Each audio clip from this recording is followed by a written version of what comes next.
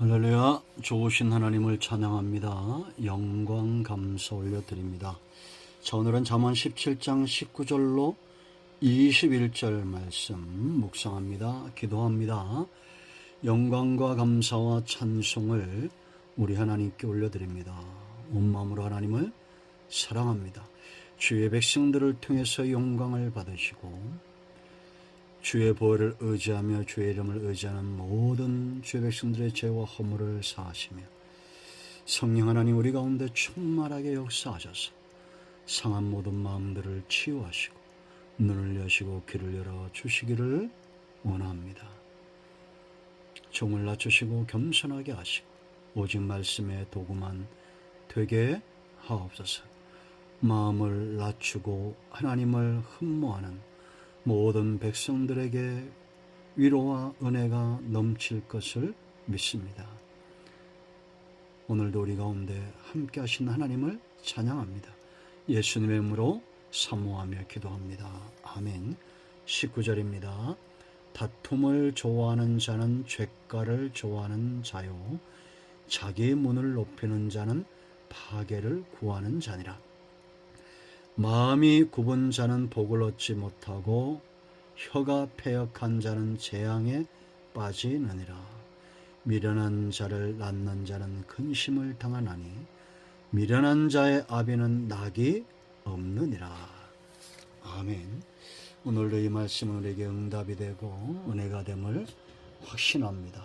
자, 여러분, 세상 사람들은 외적인 것을 좋아하죠. 그래서 그것을 충족시키기 위해서 남에게 보이고자 외모를 치장합니다. 또한 좋은 집에 살고자 하는 마음, 좋은 차를 끌고 좋은 옷을 입고 전부 외적인 것에 그 마음이 있습니다. 그러나 성도는 중심을 아름답게 하는 자들입니다. 왜냐? 생사하복이 하나님께 있는데 하나님은 어디를 보십니까? 사람은 외모를 보나 하나님은 그 중심을 보신다. 사무엘에게 하신 하나님의 음성이죠. 우리가 꼭 기억해야 됩니다. 제가 늘 우리 성도님들에게 하는 말이 있습니다. 집안에 도둑놈 들어오는 것보다 더 중요한 것은 내 마음에 들어오는 염려, 근심, 불신, 죄악, 탐욕 이런 것들이 도둑놈보다 무섭다. 하나님은 우리의 중심을 보시는데요. 이 중심을 잘 관리해야 됩니다. 19절 보세요. 다툼을 좋아하는 자는 죗가를 좋아하는 자요 자기 문을 높이는 자는 파괴를 구하는 자니라. 결과가 뻔하죠. 여기에 다툼을 좋아한다는 것은 사람과의 관계가 깨어진 사람을 멸시하는 자입니다. 완력을 가지고 폭력을 행사하는 것, 마음으로 사람들을 미워하는 것, 말과 이 혀로 독한 말을 쏟아내는 것. 싸움 좋아하는 사람들이 있잖아요. 결국은 죄가를 좋아하는 겁니다. 죄의 결과를 좋아한다는 거죠. 우리는 복을 사모하고 은혜를 사모하고 우리의 삶이 평안하길 원합니다. 그러면 심는 대로 거둔다는 것을 알아야 됩니다. 사람과의 관계를 귀하게 여기십시오. 다툼보다는 사랑을, 미움보다는 위로하고 은혜와 복음의 통로가 되고자 하는 그런 마음이 중요합니다. 자, 그 다음 보세요. 마음을 높인다. 자기 자랑입니다. 교만입니다. 돈 좀 있다고 권력이 있다고 대문을 크게 하고 높이고 하나님과의 관계가 깨진 자입니다. 잠언 16장 18절 분명히 말하죠. 교만은 패망의 선봉이다. 교만한 자가 제일 먼저 죽는다는 겁니다. 망한다는 겁니다. 패망한다는 겁니다. 거만은 넘어짐의 앞잡이다. 거만한 자는 반드시 넘어지게 하신다. 하나님이 그렇게 하신다는 겁니다. 그러나 반대로 하나님은 자기를 낮추는 자를 높이십니다. 그러므로 마음을 지키는 것이 무엇보다 중요합니다. 하나님 앞에서 마음을 낮추십시오. 믿음의 사람들, 하나님이 기뻐했고 하나님이 쓰시는 사람들의 특징은 뭡니까? 하나님 앞에 무릎 꿇는 것이 습관이 된 사람들입니다. 모세의 습관이 그러했습니다. 다윗의 습관이 그러했고 우리 예수님도 그러했고, 때를 얻든지 못 얻든지 항상 복음을 전하고 하나님이 기뻐하는 삶의 수종 들고자 했던 사람들, 다 신발을 벗은 사람들입니다. 자, 두 번째 20절 보세요. 마음이 굽은 자 절대 복받지 못합니다.